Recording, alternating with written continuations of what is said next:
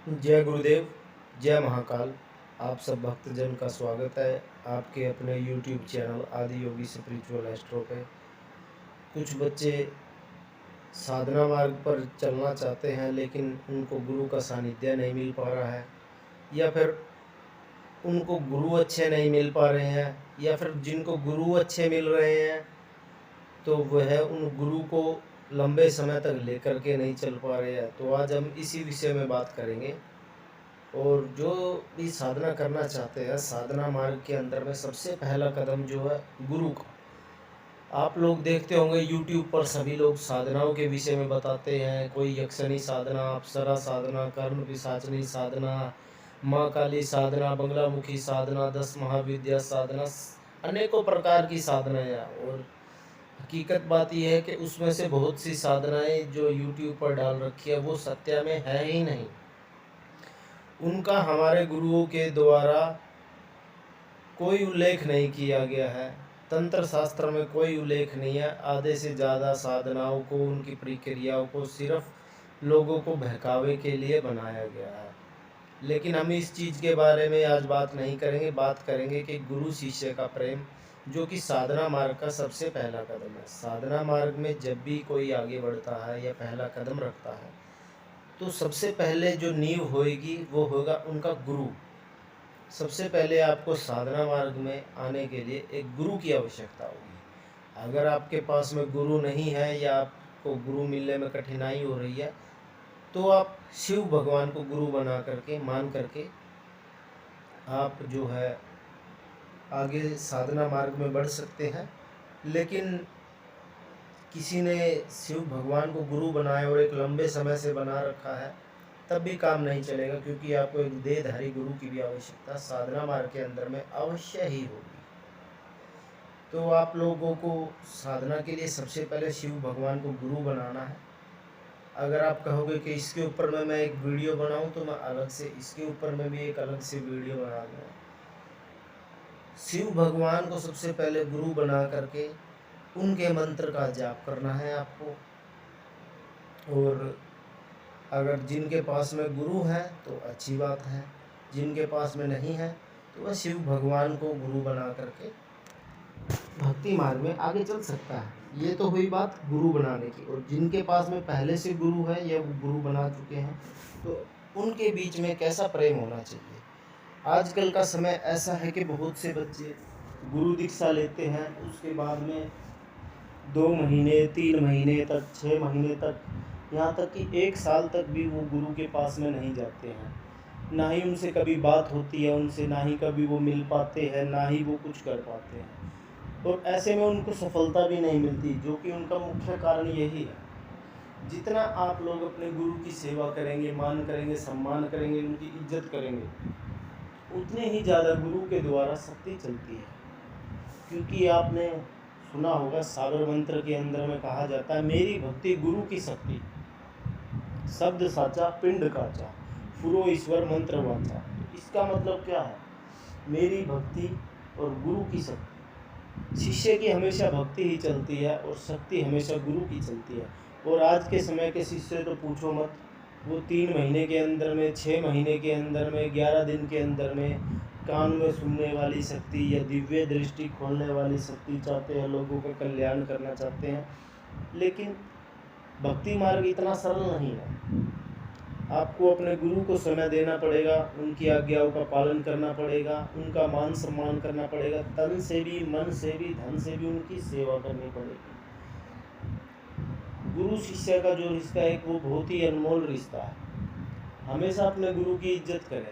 जब भी साधना पर बैठें आप अपने गुरु के नाम से या तो एक धूप लगाएं या फिर उनके नाम से आप जो भी भोग देते हो, चाहे वो लौंग का हो, बतासे का हो या मिठाई का हो, तो गुरु के नाम से आप भोग या धूप जरूर लगाएं। अगर आप रोज नहीं लगा सकते तो कोई बात नहीं, जब भी आप साधना काल में बैठे या मंत्र जाप करने के लिए बैठे तो अवश्य ये कार्य करें। और गुरु से आप जितना संपर्क में रहेंगे, जितना जुड़ करके रहेंगे, आपको जानकारी मिलेगी। कुछ लोग सोचते हैं, ये बोलते हैं, मेरे पास में भी मैसेज करते हैं कि हमारे जो पहले गुरु थे वो हमें नहीं बताते थे, वो गलत थे। कभी भी अपने पहले वाले गुरु की बुराई मत करो। क्योंकि ऐसा करने से जो गुरु के साथ में ऊर्जाएं चल रही हैं वह नाराज होती हैं और वह आपके लिए जीवन में संकट ला देती हैं। तो कभी भी अपने गुरु की बुराई नहीं करनी चाहिए, क्योंकि गुरु एक तत्व है और गुरुओं के गुरु स्वयं गुरु गोरखनाथ जी, दादा गुरु मच्छिंद्र नाथ जी, और ये परंपरा जो है सारी शिव भगवान से चलती आ रही है। तो अगर आप अपना गुरु का अपमान करते हैं तो आप जाने अनजाने में शिव भगवान का अपमान करते हैं। और अगर आप शिव भगवान का अपमान करते हो फिर आप शक्ति मार्ग में, साधना मार्ग में, भक्ति मार्ग में आना चाहते हैं तो आपको जीवन भर इसमें सफलता नहीं मिलेगी। एक यह मुख्य कारण है कि कभी भी अपने गुरु की अपमान नहीं करना चाहिए। चाहे आपका गुरु कैसा हो, अच्छा हो, बुरा हो, आपको स्वयं अच्छा बन करके दिखाना है। तो अपने गुरु की हमेशा इज्जत करनी है। जितना गुरु से आप संपर्क में रहेंगे उतना अच्छा रहेगा।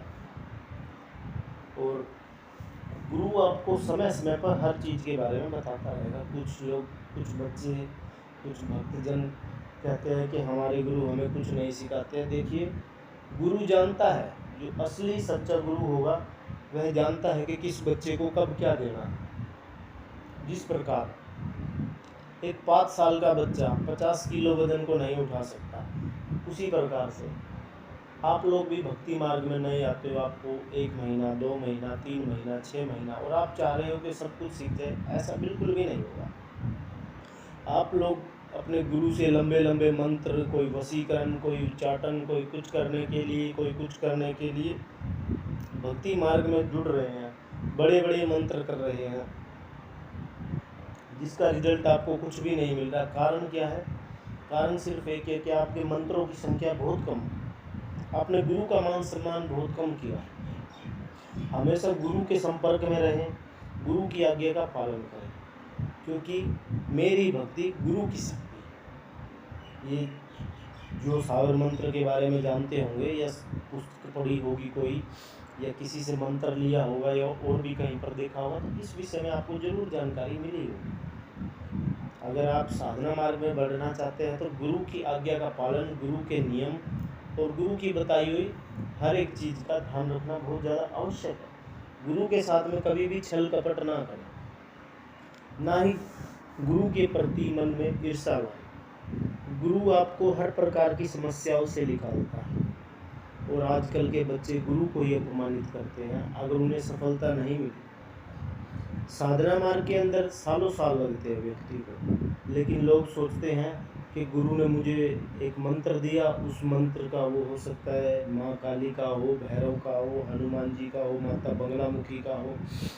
आपने उसे 1 महीना करा, 41 दिन करा, या आपने 90 दिन करा, 90 दिन के अंदर में आपने उसका या तो 1 लाख बार जाप करा या ज़्यादा से ज़्यादा 2 बार लाख, 3 लाख, 5 लाख के करीब जाप करा, और अब आप कह रहे हैं कि मुझे अनुभव नहीं हो। इस प्रकार से आपको अनुभव कभी भी नहीं होगा, क्योंकि साधना मार्ग के अंदर में आपको मंत्रों की संख्या भी कम से ज़्यादा बढ़ानी है।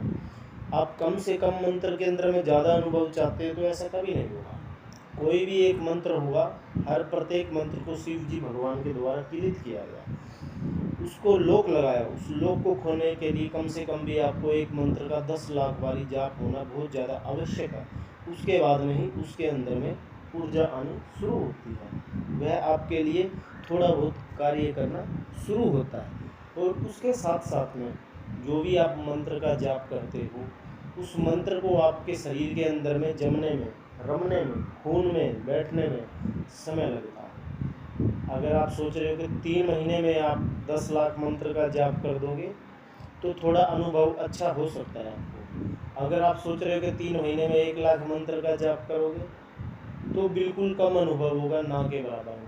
लेकिन अगर आप मंत्र का भी लगातार जाप कर रहे हो, मंत्रों की संख्या बढ़ा रहे हो, साथ में हवन कर रहे हो, पूजा कर रहे हो, देवी देवताओं को भोग दे रहे हो, गुरु का मान सम्मान कर रहे हो, उनसे जानकारी ले रहे हो, या तो कॉल पर बात कर रहे हो या उनसे मिल कर के जानकारी ले रहे हो, जिस प्रकार से भी ले रहे हो, और आप एक लंबे समय से करते जा रहे हो, गुरु पर विश्वास है आपको सफलता जब भी मिलेगी जब आपको खुद पर विश्वास होगा, गुरु पर विश्वास होगा, मंत्र पर विश्वास होगा, देवताओं पर विश्वास होगा, विधि पर विश्वास होगा। अन्यथा आपको कभी नहीं होगा। अगर आपको सफलता चाहिए तो किसी भी मंत्र को, किसी भी साधना को, अगर आपने शिव भगवान की साधना करी, आपको अनुभव लिया, आपने 1.25 लाख मंत्र का जाप करा, तो अब उसको सबसे पहले लोग गलती क्या करते हैं कि कोई 3 दिन में करना चाह रहा है, कोई 11 दिन में करना चाह रहा है, कोई 21 दिन में करना चाह रहा है। नहीं, कम से कम आप उसकी जो विधि रखो 21 से 41 दिन की विधि रखो, और उसके अंदर में